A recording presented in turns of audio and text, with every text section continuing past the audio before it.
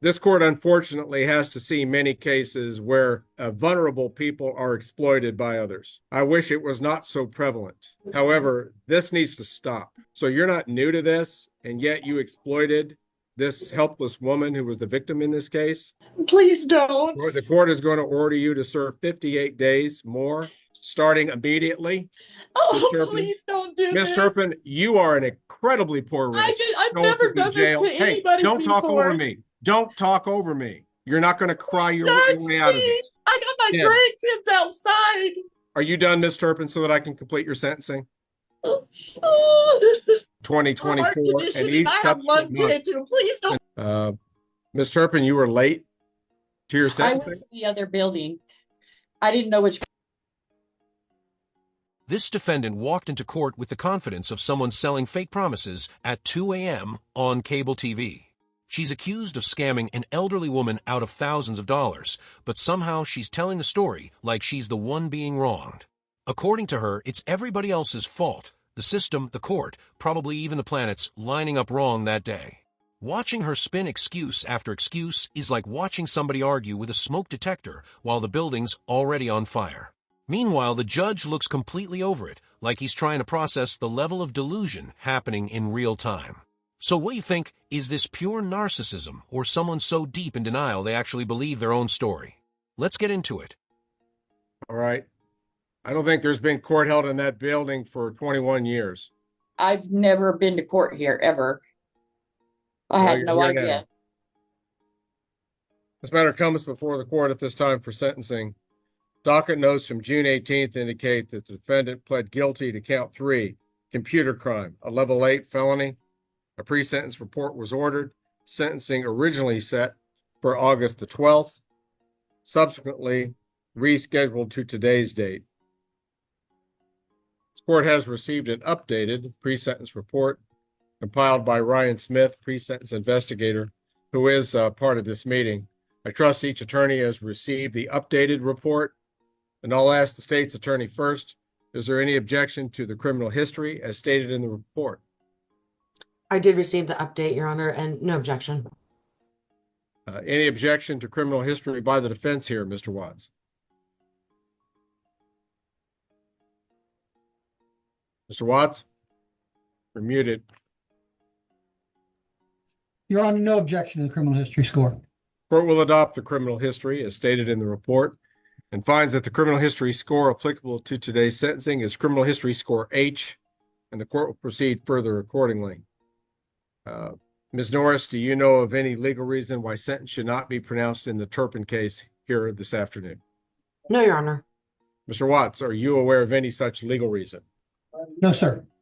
Ms. Turpin, are you aware of a legal reason or any other good reason why the court shouldn't proceed further with your sentencing? No, sir. Court proceed further then. Counsel, I'm not aware that there's been a motion for a departure sentence or any other sentencing related motion to take up. Does the state have any such motions to pursue? No, Your Honor. Does the defense, Mr. Watts? No, sir. Very well.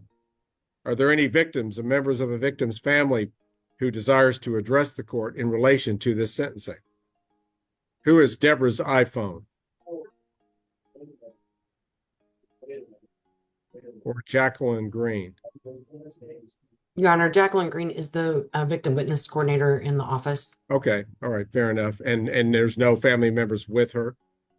Not that I'm aware of. And Your Honor, I'm not sure who Deborah's iPhone is. Is there someone whose screen name is Deborah's iPhone who wishes to address the court in relation to this Turpin sentencing? I would just like to have a yes or a no. No, I do not need to address. This is Deborah, victim's daughter. Okay. Did you wish to address the court? No, thank you. All right. Thank you. At this time, then, the court will ask for recommendations from counsel regarding an appropriate sentence for Ms. Turpin, beginning with Amber Norris on behalf of the state.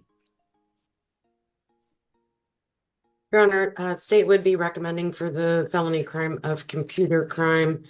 The court follow the presumption and assign defendant to 9 months in the Department of Corrections. Defendant would be able to earn 20% good time credit and would be subject to 12 months post-release. Defendant has earned 2 days of jail time credit. And, Your Honor, this is a presumptive probation matter based on the crime and defendant's criminal history. So I asked the court to assign her to 8. She's sitting there crying like tears are supposed to erase what happened. But this isn't group therapy, it's a sentencing hearing. You can't wipe out somebody's savings and then expect sympathy to magically fix it. And honestly, what stands out most is how comfortable some defendants are acting offended after getting caught. Like the judge is suddenly supposed to ignore the fraud because they look emotional for 5 minutes. That's not how this works, especially when the victim is elderly and trusted her in the first place.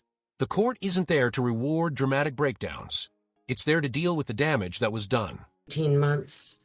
Community corrections probation with all standard and PSI recommended probation conditions, including a drug evaluation,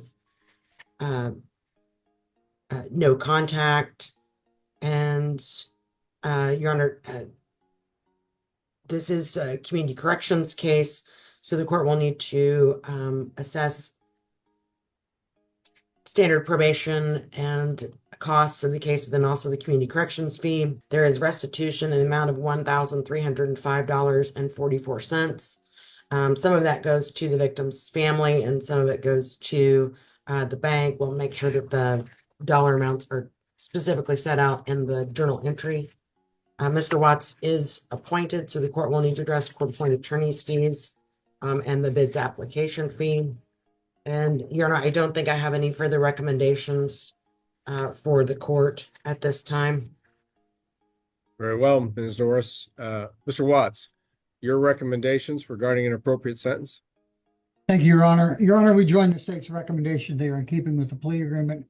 I believe we join the recommendation of the mitigated 9 months with the post-release and probation durations and good time credits as noted. We likewise have no objection to the restitution that is set out in the PSI. I don't know that I have a whole lot else to add, Your Honor. Thank you. Your fees and the representation of this client? This is billed at $1,000 to bids. Thank you. At this time, the court will address the defendant, Patricia Turpin, personally and ask her if she has any statements that she wishes to make in mitigation of punishment or anything further that she would like to present to the court. Ms. Turpin? I just want to apologize to the victim's daughter. I'm very sorry for what I did, and Okay. I really just want to say sorry to her. Right. Any other statements for the court, Ms. Turpin? No. Very well. Court will pronounce sentence in this case at this time. Court hereby established. That apology sounded about as solid as wet cardboard. She wasn't owning up to anything. She was trying to perform remorse like it was going to earn her a lighter sentence. There's a huge difference between actually taking responsibility and just sounding emotional in front of a judge. Real remorse comes with honesty, accountability, and clarity. This felt more like someone saying whatever they thought would help in the moment. And judges see through that kind of performance all the time.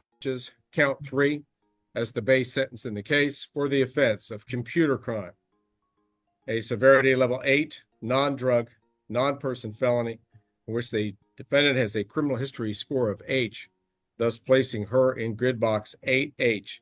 Court hereby sentences the defendant to a term of 9 months in the custody of the Secretary of Corrections, the state of Kansas. On this sentence, the defendant may earn up to 20% of good time credit and would be subject to 12 months of post-release supervision. No fine is imposed on that count. Court does note that in grid box 8H, this would be a presumptive probation case under Kansas law. There does not appear to be a special rule application here or a motion for departure to disturb that presumption. And the court will grant the defendant 18 months of initial probation term to be supervised by community corrections. Community corrections supervision is deemed appropriate due to the high risk score on the risk needs assessment that was conducted in this case. Conditions of that probation will be to report to an officer as directed, observe all laws, obtain a substance abuse evaluation within 45 days of today's date, and abide by the recommendations of that evaluation. She shall not possess or consume alcohol or illegal drugs while on probation.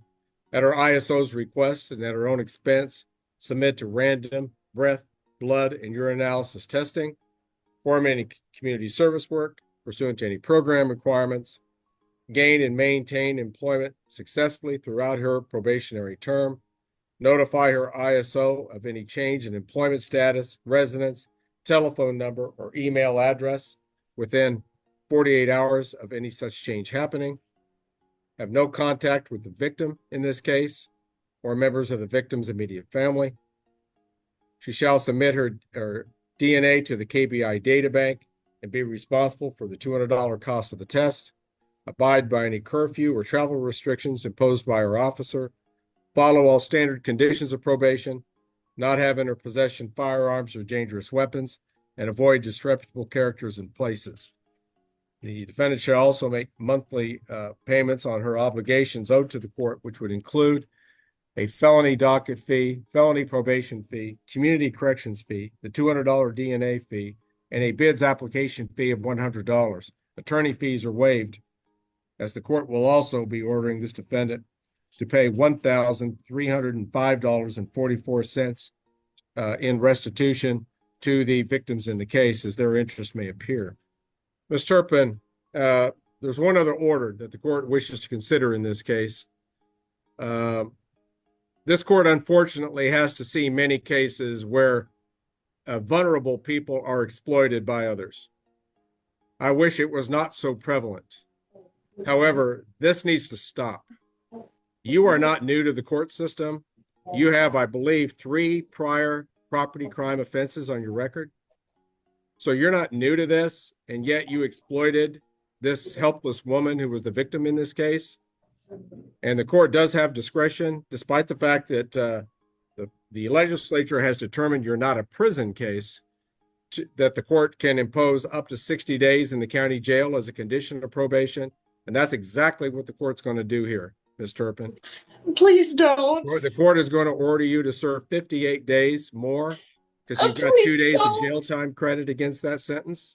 Can we schedule it? Starting immediately.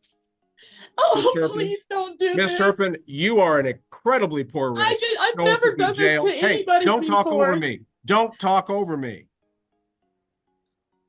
You're an extremely poor risk to show up in jail on any type of schedule because I promise I will. You couldn't even make your sentencing on time today. Further, last time you were directed to I've never appear been through at the before. Judicial Center and you didn't. Look, we're not going to talk over each I went other. to the other building. I've made my ruling. You're not going to cry your way out of it.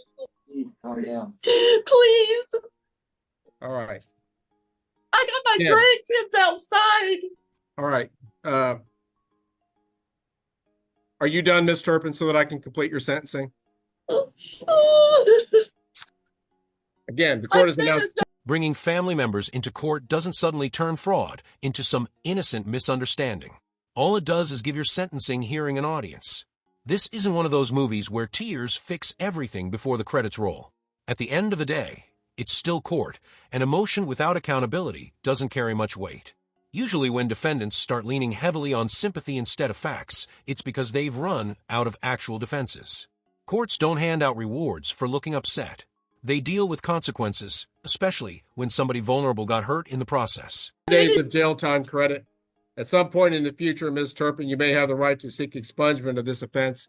Certain statutory limitations do apply. If you have any question about your right to someday seek expungement, you can address those questions to a lawyer and I'm sure get your questions answered.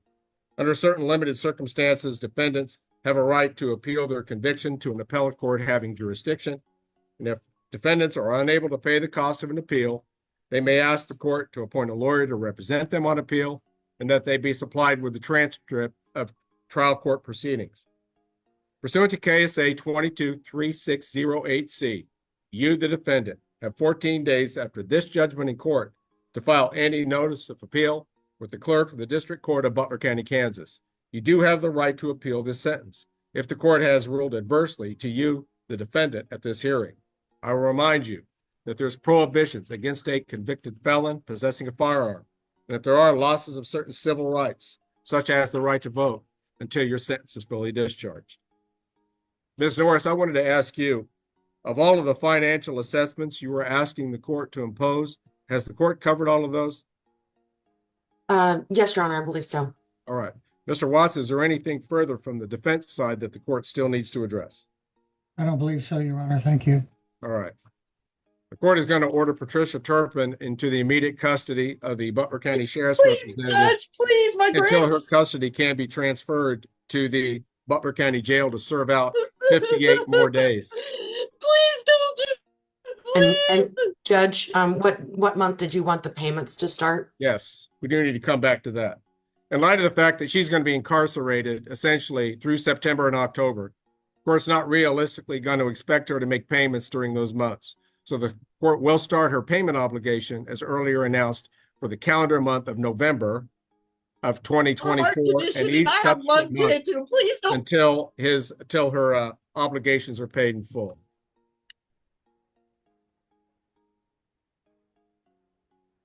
All right. I think the sentencing proceeding is concluded at this point.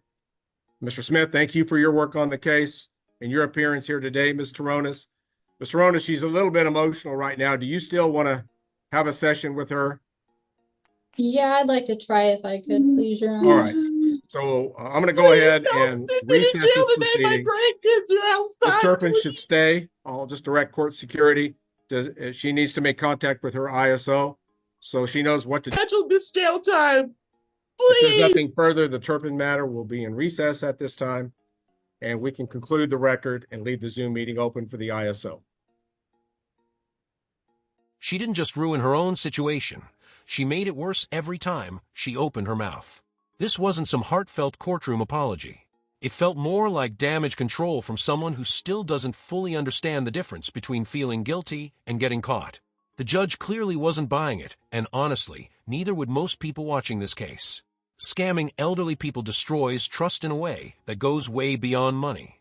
And the scary part is how common this kind of behavior is becoming. Some people really think a shaky voice and a few tears should cancel everything out. So where do you draw the line? At saying sorry at paying the money back, or at the moment someone's life savings are gone forever? Let me know what you think down in the comments. And if you enjoy courtroom breakdowns like this, hit that subscribe button. Thanks for watching, and I'll see you in next one.